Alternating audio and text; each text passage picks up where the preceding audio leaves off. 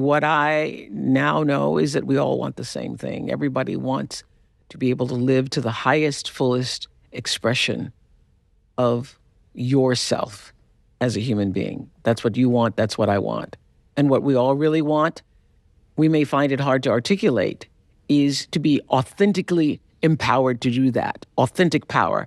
And Gary defines authentic power is when your personality comes to serve the energy of your soul, when that little ship is actually following the mothership. That's the only power that lasts forever. You lose everything else. Authentic power is when you are in pursuit of the energy that your soul came to offer the planet. And when you get that, you no longer are chasing after all the wrong things.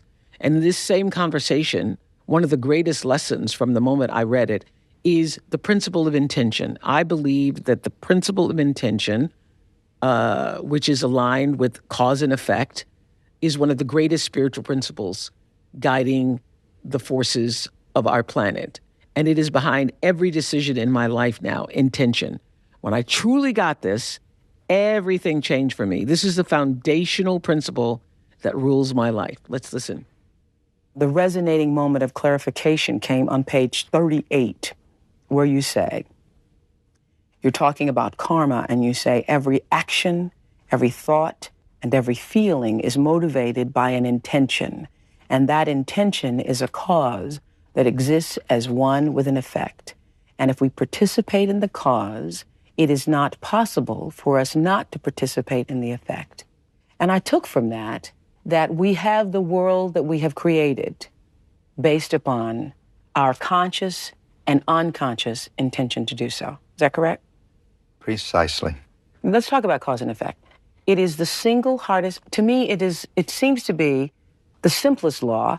And I think most people, certainly the American culture, is aware of do unto others as you would have them do unto you, which to me is the law of karma, simplified.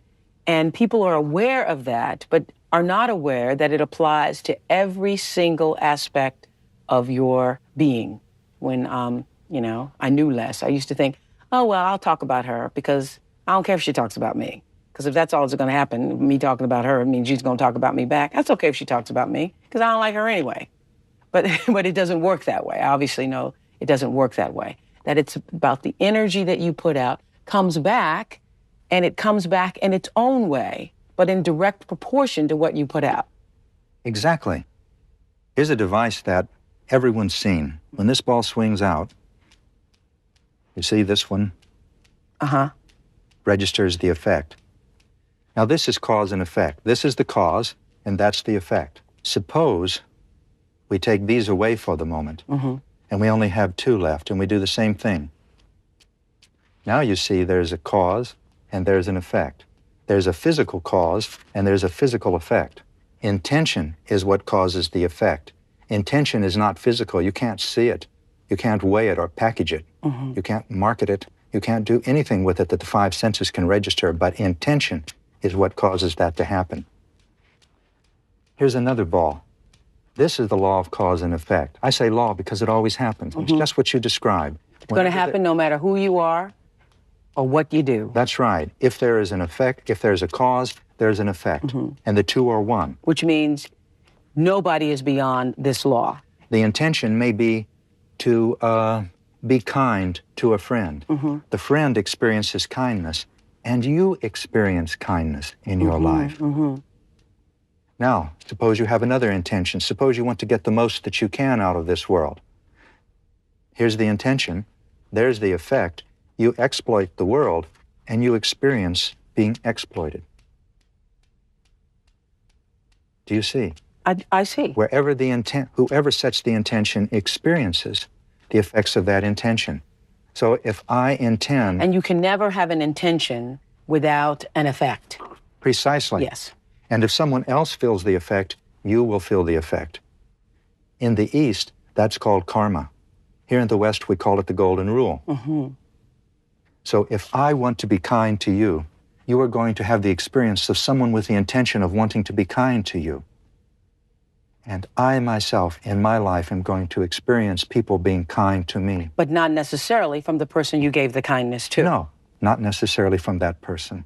If you want to see how you were creating in the past, look around you. Do you have loving people in your life? Then you have been loving in your life. Do you have selfish people or angry people in your life? Then look at yourself and you will see that you've had anger in your life. And self-concern. So if you are an angry person, you are going to draw to yourself angry people. You feel better being angry if you're an angry person. If you're around people who are angry, they understand you, and you understand them.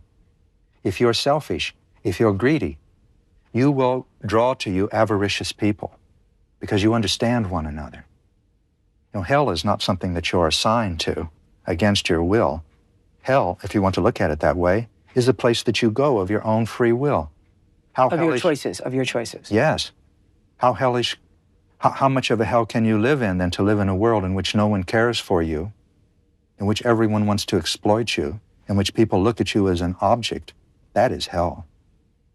And if you look at other people that way, that is the world that you will live in. So this is the way I see it. In your own private life and in our collective lives, we experience the world's reality based on what we all intended. That's in your personal life, what you personally intended, and collectively, we have the world that we have because this is what we all intended. And understanding that principle changed my life, personally and professionally. So much so that when I first read this in the book, I called all my producers together on the Oprah show. And I said, from this day forward, we're not going to produce another show. We're not going to put another thing on the air without a clarity of intention. So everybody who is coming up with your ideas for your shows, I want at the top of the page, what is your intention for the show? And your intention has to align with my intention, meaning I have to find some level of truth in whatever it is you are presenting so that I can sit in the seat and be clear about why I'm there and why I'm speaking, and I'm not making being a phony person. And I remember one producer saying many weeks later, because this really threw a lot of the producers off, like, oh, now we got to find the guest, now we got to book the guest, now we got to have an intention for booking the guest. And he came to me and said, okay, we have Brad Pitt. And I said, what is your intention?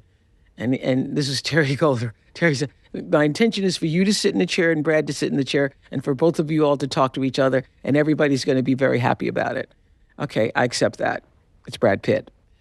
And my point is, we had the #1 show in the United States for 25 years because we made the shift to lead with intention. And after every show, would have a conversation with the producers gathered in my office about did we fulfill that intention and how we could make it better.